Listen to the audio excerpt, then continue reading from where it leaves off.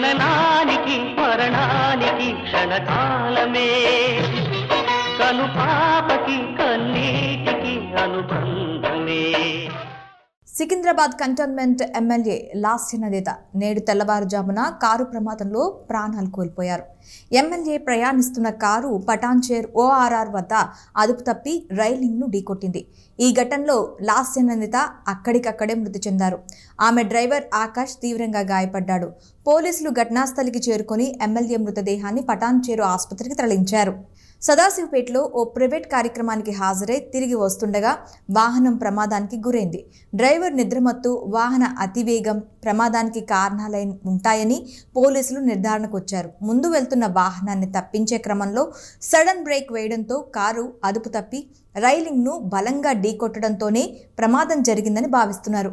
ఆ సమయంలో Lasya seat belt పెట్టుకోకపోవడం వల్ల అక్కడికక్కడే మృతి చెందారు. ఈ ప్రమాదంలో కారు ముందు భాగం బాగా దెబ్బతింది. డ్రైవర్ పక్క సీట్లో కూర్చున్న లాస్య నందిత స్పాట్లోనే మృతి చెందారు.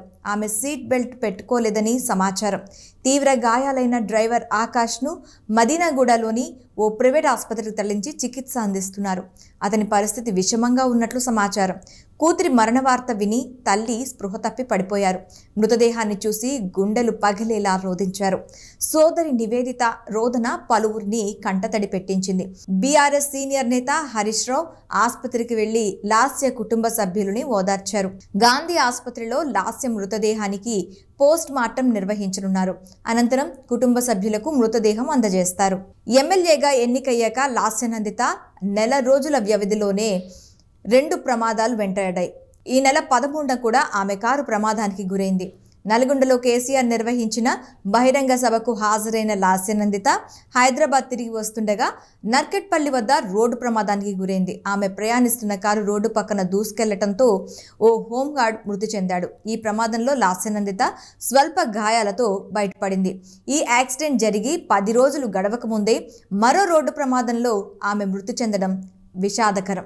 అంతకుముందు కిందటి ఏడాది డిసెంబర్లో ఓ కార్యక్రమానికి వెళ్లిన ఆమె 3 గంటల పాటు లిఫ్ట్లో ఇరుక్కుపోయారు.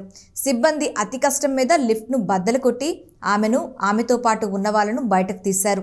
ఇక ఆమె కుటుంబ నేపథ్యం గురించి చెప్పాలంటే మాజీ ఎమ్మెల్యే సాయన్న గీతలకు లాస్య నందిత జన్మించారు.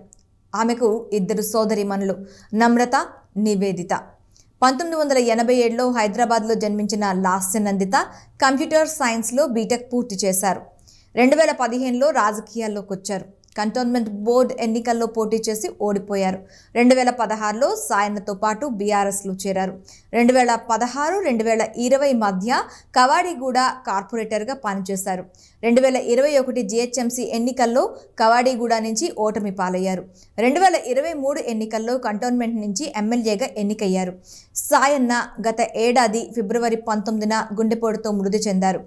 ఏడాది వ్యవధిలోనే తండ్రి, కూతురు మృతి చెందడం ఆ కుటుంబంలో తీవ్ర విషాదం నింపింది.